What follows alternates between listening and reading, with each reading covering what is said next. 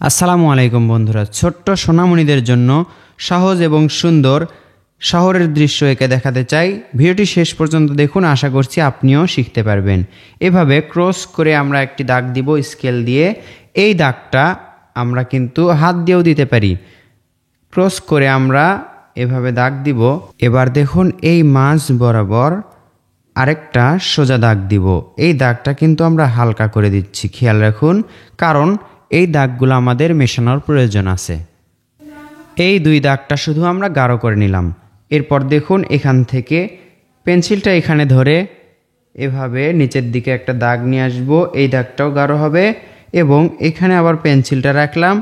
একই রকম করে এই পাশেও আমরা আরেকটা দাগ দিব সহজেই।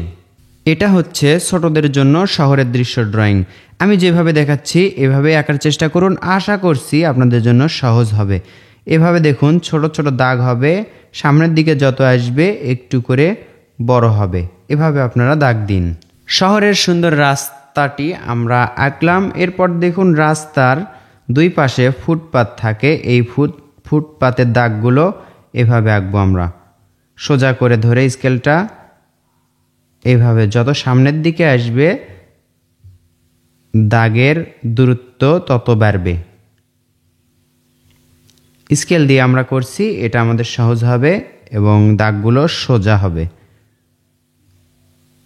খুবই সিম্পল, ইজি একটি দৃশ্য। দেখে শিখে নিন এবং সোনামণিদেরকেও শেখান। এই কৌশলটি আপনি দেখাতে পারেন, সবচেয়ে সহজ একটি কৌশল। এবার খেয়াল করুন, এভাবে ঠিক এক স্কেল পর এত দূর আমরা একটা সোজা দাগ দিব। দাগটা যেন সোজা হয়। এক, এরপর দেখুন এখানে দুই, আবার ঠিক তত দূর পরেই তিন, চার, পাঁচ, ছয়, এভাবে কয়েকটি দাগ দিন। দেখুন এই দাগগুলো কিন্তু অনেক সোজা। মোট 6টি দাগ দিব আমরা। 6টি দাগ দিলেই সবচেয়ে বেশি সুন্দর হবে। এই দাগটা আমরা মিশে দিব, রাবার দিয়ে এই দাগটা মিশে দিব। আমরা মোট 6টি দাগ দিলাম। 6টি দাগই আপনারা দেওয়ার চেষ্টা করবেন, তাহলে 3টা বিল্ডিং হবে এখানে। এবার দেখুন স্কেল দিয়ে এইভাবে সোজা করে ধরবেন। সোজা করে ধরে এটার সাথে মিলে দিবেন। এরপর এটার সাথে মিলে দিতে হবে, এটা মিলে দিতে হবে। তাহলে দেখুন 3টা বিল্ডিংয়ের শেপ হয়ে গেল কিভাবে। এটা আমরা এটার সাথে মিলে দিব। এই দাগটা, এটা কিন্তু হালকা দাগ দেওয়া আছে, দাগটা শুধু আমরা স্পষ্ট বা গাঢ় করে দিব। এই পাশ থেকেও এটা সোজা করে ধরবো, স্কেলটা সোজা করে ধরে এই তো দেখুন এটার সাথে মিলে দিব। আবার এখান থেকে ধরবো। কথা বলার কারণে ড্রয়িংয়ের সময়টা একটু বেশি মনে হচ্ছে, কিন্তু আপনারা যে বুঝতে পাচ্ছেন এটাই আসল।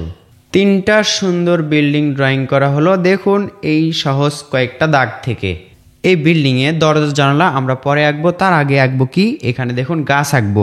এই যে মাঝের দাগটা আছে এখান থেকে একটা ছোট ভি আঁকবো। আবার দেখুন এখান থেকে তার থেকে একটু বড় ভি আঁকবো।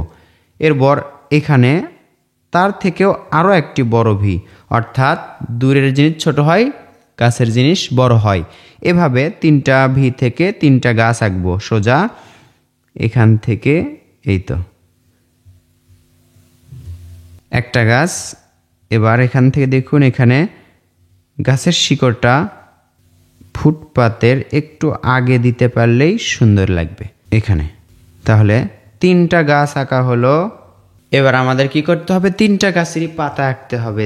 দেখুন এভাবে ঘুরে ঘুরে একটি গাছের পাতা আমরা সম্পূর্ণ করব। উপরে এভাবে আরেকটু দিব, এই দাগ পর্যন্ত, উপরে যে দাগটা আছে এই দাগ পর্যন্ত আমরা গাছের পাতা আঁকবো। এরপর এখান থেকে দেখুন আবারও গোল করে দিলাম। সামনের গাছের পাতার কারণে এই গাছের পাতা কিছুটা ঢেকে থাকবে। এজন্য আমরা প্রথমে এই গাছের পাতাটা এঁকে নিব। এদিক থেকে আঁকা যাবে না, এই গাছের পাতা আঁকবো, তারপর এটা, তারপর এটা। এইভাবে করে আমরা সহজেই 3টি গাছের পাতা আঁকলাম। দেখতে পাচ্ছেন অনেক সুন্দর হলো। 3টা আঁকলেই যথেষ্ট হবে, আর আঁকার প্রয়োজন নেই। এই দাগটা, যেই দাগটা আছে দেখতে পাচ্ছি, এই দাগটা আমরা একটু গাঢ় করে আঁকবো। দেখুন, গাঢ় করে আঁকা পর এই বিল্ডিংয়ের সাথে একবারে মিলে গেল। এবার এখান থেকে দেখুন সুন্দর একটা অর্ধবৃত্ত দিয়ে সূর্য আঁকলাম। আকাশটা ফাঁকা ফাঁকা লাগছে, আকাশে আমরা কি করব, 2-1টি সাদা মেঘ আঁকবো। রং করার সময় এগুলো প্রতিফলিত হবে এবং সুন্দর লাগবে। একটি সাদা মেঘ এবং এই পাশে আরও একটি সাদা মেঘ। এবার এই পাশে যদি আরও একটি আঁকি তাহলেই মোটামুটি সুন্দর লাগবে। গাছের পাতা যেভাবে এঁকেছি সেভাবেই কিন্তু মেঘ আঁকলাম। রাস্তায় যদি গাড়ি আঁকা যায় তাহলে কিন্তু সুন্দর হবে। দেখুন, এই পাশে আমরা একটি গাড়ি আঁকবো। গাড়িটা কিভাবে সহজে আঁকা যায় এই চিন্তাটা আমরা করব। সহজে কিন্তু আঁকতে হবে, কঠিন করা যাবে না। সোজা একটি দাগ দিলাম। এই দাগটা আপনারাও দিতে পারবেন। সোজা একটি দাগ দেওয়ার পর দেখুন এইভাবে এটার সাথে মিলে দিতে হবে। অর্ধবৃত্ত যেরকম করে আঁকে ঠিক সেরকম। এরপর দেখুন এখান থেকে এইভাবেই আবার ঘোরাবো। ঘোরানোর পর এখান থেকে দেখুন এইভাবে নিচের দিকে নামবে, একটু ভাঁজ হয়ে নিচের দিকে নামবে। এটা থেকে আঁকা হবে সুন্দর একটি গাড়ি। দুটো যেন সমান থাকে। এভাবে আরও একটি সমান দাগ। এই দাগটা আবার আমাদেরকে ডাবল করতে হবে। কি সুন্দর টেকনিক দেখুন। সব কিছু কিন্তু সহজভাবে শেখানোর চেষ্টা করছি আপনাদেরকে। এখানে একটি লাইট হবে, ব্যাক লাইট হবে, অর্থাৎ এই কারটি সামনের দিকে যাচ্ছে। এবার এখানে দেখুন একটি চাকা হবে। পিছন থেকে চাকাটি দেখতে এরকমই কিন্তু লাগে। একটি গাড়ি আমরা আঁকলাম, বেশি আঁকলে কিন্তু কঠিন হবে। এবার কিন্তু এই যে বিল্ডিংগুলো এগুলোর জানা লাগতে হবে। কোথা থেকে ধরতে হবে দেখুন, এখানে পেন্সিলটা বসাবেন, স্কেলটা এভাবে ধরবেন। এরপর দেখুন এভাবে এখানে এভাবে আমরা দাগ দিব।